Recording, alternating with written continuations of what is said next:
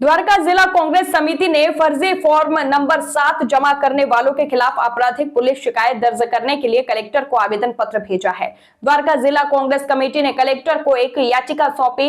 जिन लोगों ने फॉर्म 7 गलत भरा है उनके खिलाफ कार्यालय में कार्रवाई की जानी चाहिए। गलत फॉर्म 7 जमा करने वालों के खिलाफ आपराधिक पुलिस शिकायत दर्ज की जानी चाहिए।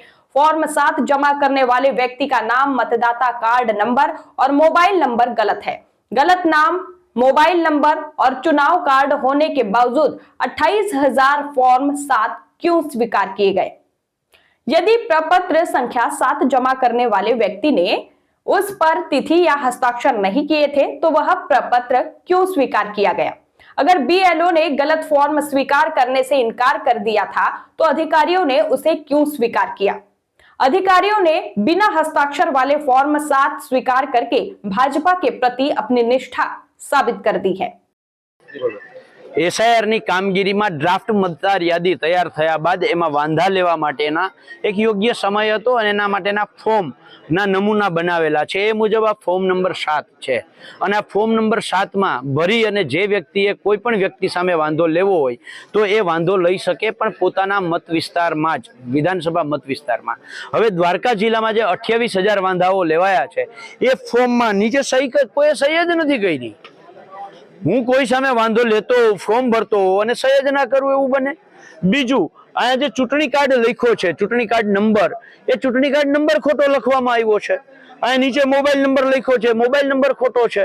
કોઈ રાજસ્થાનથી છે, કોઈ બોરસદથી છે, અલગ અલગ જગ્યાએથી છે। અને સૌથી મોટી વાત, ખંભાળિયામાં ભાણવડમાં જે ખંભાળિયા વિધાનસભાના ભાણવડ વિસ્તારમાં વાંધા લીધા એ જામજોધપુર વિધાનસભા મત વિસ્તારના લોકોએ વાંધો લીધો છે।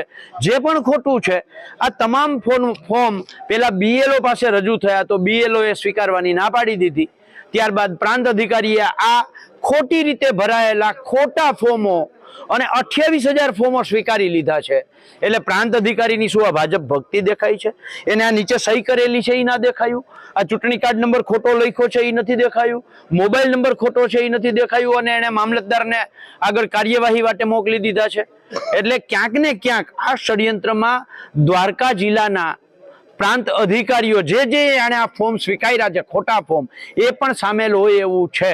આ ફોર્મ નંબર 7 ની અંદર નીચે એકરારનામું લખેલું છે, એમાં બહુ સ્પષ્ટ છે કે જો કોઈ આ ફોર્મ ખોટી રીતે રજૂ કરે તો એની સામે પોલીસ ફોજદારી રાહે ફરિયાદ થઈ શકે એમ છે ને 1 વર્ષની જેલની સજા થવાને પાત્ર ગુનો બને છે। આજે અમે કલેક્ટરને કહ્યું છે કે આ તમામ સામે ફોજદારી રાહે કાર્યવાહી કરવામાં આવે, એમની સામે પોલીસ ફરિયાદ કરવામાં આવે, અને પ્રાંત અધિકારીઓને કયો કે ભાજપ ભક્તિ કરવાનું બંધ કરે અને પ્રાંત અધિકારી તરીકે એની જે સેવા કરવાનું છે એને પ્રાંત અધિકારી તરીકે એને જે મોકો મળ્યો છે એ ન્યાયિક રીતે કામ કરે એવી માંગ સાથે આજે અમે દ્વારકા કલેક્ટરને આવેદનપત્ર આપ્યું છે।